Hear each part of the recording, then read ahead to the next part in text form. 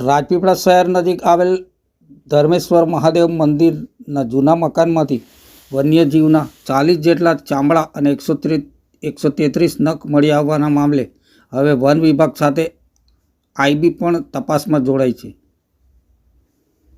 One વિભાગે આ ચામડા અને નખને એફએસએલમાં તપાસ અર્થે મોકલ્યા છે. એફએસએલ રિપોર્ટ બાદ બહાર આવશે કે આ બધા ચામડા અને નખ વાઘના છે કે અન્ય કોઈ પ્રાણીના છે. તો મંદિરના જૂના મકાનમાં રહેતા દિવંગત પૂજારી માધવાનંદ સ્વામીના અનુયાયીઓ સહિત તપાસ શરૂ થશે. આ ચામડા અને નખ વાઘના હોવાની આશંકાએ મધ્યપ્રદેશ સુધી તપાસ શરૂ કરવામાં આવી છે. તો માધવાનંદજી 1977માં યુએસએ ગયા હતા. તેના આધારે અમેરિકામાં તેઓ કોના સંપર્કમાં હતા તેની પણ તપાસ કરવામાં આવશે.